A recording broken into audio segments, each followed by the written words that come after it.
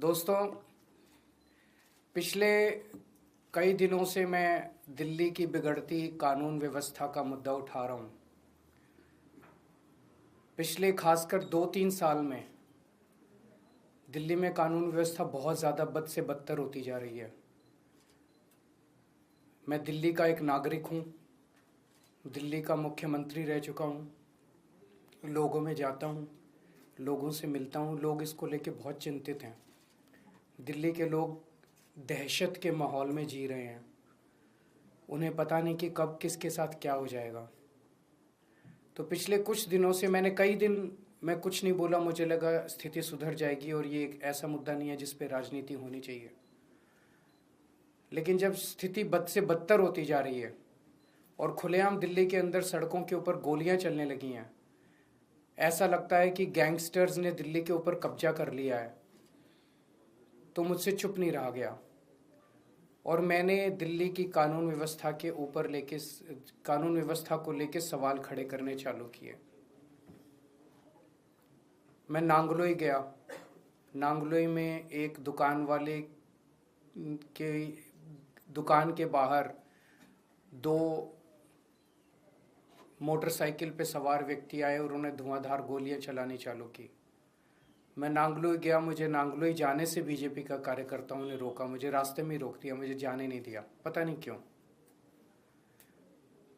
पूरे दिल्ली के अंदर आज बिजनेसमैन डर के माहौल में जी रहा है। उसे फिरौती की कॉल आती है। अगर वो फिरौती नहीं देता तो थोड़े दिन के बाद उसके दुकान के सामने शूट आउट हो जाता है, एक मैसेज देने के लिए, संदेश देने के लिए कि अगर तूने नहीं किया तो तेरे साथ कुछ भी हो सकता है। आज बिजनेसमैन को ये नहीं पता मैं सुरक्षा के लिए कहाँ जाऊं। कल मैं पंचशील एनक्लेव गया।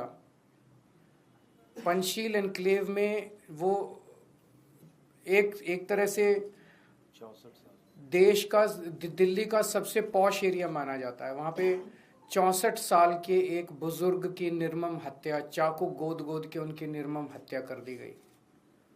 सीनियर सिटीजन्स जो हमारे दिल्ली में बहुत हैं, बहुत सारे ऐसे बुजुर्ग हैं जिनके बच्चे बाहर चले गए पढ़ने के लिए, नौकरी करने के लिए, अकेले रहते हैं, वो आज दहशत के माहौल में जी रहे हैं। दिल्ली की महिलाएं दहशत के माहौल में जी रही हैं। कभी किसी के साथ ईव टीजिंग तो रोज़ का ही काम है, लेकिन कभी किसी का अपहरण हो जाता है, मर्डर हो जाता है, गैंगरेप हो जाता है। आज महिलाएं दहशत के माहौल में जी रही हैं। आज मैं तिलक नगर जा रहा हूँ। तिलक नगर 2 दुकान वालों से मिलूंगा जिनकी दुकानों के बाहर शूट आउट किया गया। मैंने सोचा था ये सारे मुद्दे उठाऊंगा तो एक उम्मीद थी कि अमित शाह जी, आप सब लोग जानते हैं कि दिल्ली की शिक्षा, स्वास्थ्य, बिजली, पानी, ये चुनी हुई दिल्ली की सरकार आम आदमी पार्टी की सरकार के पास है। लेकिन दिल्ली की सुरक्षा, दिल्ली की कानून व्यवस्था, दिल्ली के लोगों की सुरक्षा जो है वो केंद्रीय गृह मंत्री के सीधे अंडर में आती है, अमित शाह जी के अंडर में आती है।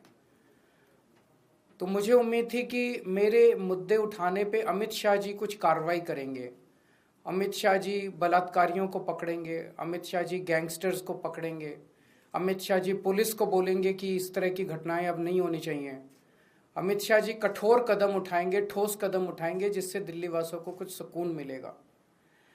लेकिन इसकी बजाय हमने देखा कि कल मुझ पे हमला करवा दिया गया। मैं पदयात्रा में जा रहा था, मेरे ऊपर एक लिक्विड फेंका गया। वो लिक्विड हार्मलेस था, लेकिन वो हार्मफुल भी हो सकता था। कल हमारे एक एमएलए को गिरफ्तार कर लिया गया। उस एमएलए का कसूर ये था कि वो एमएलए भी इस किस्म के गैंगस्टर्स का विक्टिम था। उसके पास भी फिरौती की और अलग अलग तरह से गैंगस्टर्स की कॉल्स आ रही थी।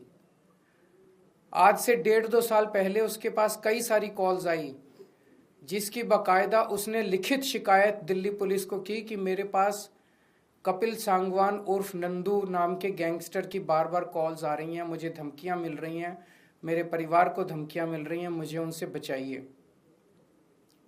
मैं उनके एक कंप्लेंट, आप उनकी कंप्लेंट सुनोगे तो आपका भी दिल पसीज जाएगा। जो उन्होंने पुलिस को कंप्लेन की है, मैं उस कंप्लेन के कुछ हिस्से पढ़ के सुनाना चाहता हूँ। ये कंप्लेन उन्होंने की है धालीवाल साहब, जो कि स्पेशल कमिश्नर ऑफ पुलिस हैं, उनको कंप्लेन की है। सब्जेक्ट है complaint against Shri Kapil Sangwan alias Nandu of Nandu gang and his brother for extending threats of life for the purpose of extortion. इसमें वो लिखते हैं ऑन 23 मई 2023, आज से 1.5 साल पहले, I received a WhatsApp call from mobile number so and so and also from mobile number so and so from a person who introduced himself as Kapil Sangwan alias Nandu of Nandu gang, and in the said call he threatened to follow his commands and dictates, failing which he will kill me and my family. To instill serious fear in my mind, he even disclosed the whereabouts of my son. उसने बताया कि तेरा बेटा इस वक्त यहाँ है, अगर तू हमारी बात नहीं मानेगा तो तेरे बेटे के साथ कुछ भी हो सकता। He even disclosed the whereabouts of my son who is living abroad and also disclosed whereabouts of my other family members. Since then he has called me around 35 to 40 times from the said mobile numbers for the purpose of threatening and extortion. Kapil Sangwan alias Nandu further threatened that he has been giving threats and extortion calls to his potential targets to extract money from them, for which he wants me to act as per his dictates and commands to collect money from his potential targets and hand over to his men. कि फलाने फलाने लोगों से तू पैसे इकट्ठे करके ला और मेरे को हैंड ओवर कर। Since I refused to do so and disconnected his phone, Kapil Sangwan has given WhatsApp call to me number of times and has been pressing for his above said illegal demands and dictates, and has finally conveyed in his last call that he has started extortion calls using my name also. In planning of extortion from his potential targets, Kapil Sangwan wants me to contact his potential targets to convey message of extortion for demand of money and to collect extortion money from his targets. He has also been threatening that if I further refuse to do so, he will instruct his gang members to eliminate me and my family. I have clearly refused to follow the said illegal dictates and have finally decided to bring the matter to your knowledge to protect the potential targets from the illegal acts of said persons. बड़ी लंबी चिट्ठी है, मैंने कुछ portions पढ़ के सुनाया। MLA Naresh Balyan Kapil Sangwan उर्फ नंदू का विक्टिम है। वहाँ से उनको इस तरह की कई धमकियाँ आई और उन्होंने, ये मैंने एक ही चिट्ठी पढ़ी है, उन्होंने कई चिट्ठियाँ दिल्ली पुलिस को लिखी कि इसके ऊपर कार्रवाई की जाए, मुझे लगातार धमकियाँ आ रही हैं। उस पर कार्रवाई करने की बजाय कल दिल्ली पुलिस ने नरेश बालियान को गिरफ्तार कर लिया। कल मेरे ऊपर हमला कराया गया।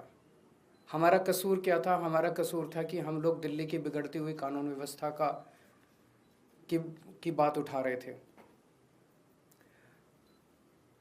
कल नरेश बालियान की गिरफ्तारी से अमित शाह जी ने दिल्ली की जनता को क्या संदेश दिया है? उन्होंने सीधा सीधा संदेश दिया है कि अगर तुमने कंप्लेन करने की कोशिश करी, अगर तुम्हारे साथ कुछ भी होता है और तुमने कंप्लेन करी, तो तुम्हें ही, तुम्हारे ऊपर हमला भी कराया जा सकता है, तुम्हें गिरफ्तार भी किया जा सकता है। कंप्लेन करने की हिम्मत मत करना। ये सीधा सीधा मैसेज है। गैंगस्टर्स को क्या संदेश दिया अमित शाह जी ने? कि मैं हूं तुम्हें बचाने के लिए, चिंता मत करना। कोई कंप्लेंट आएगी, कंप्लेनेंट की ऐसी तैसी कर देंगे, कंप्लेन करने वाले की ऐसी तैसी कर देंगे, तुम चिंता मत करना, मैं बैठा हूं गृह मंत्रालय में तुम लोगों को बचाने के लिए। कौन बचाएगा फिर लोगों को?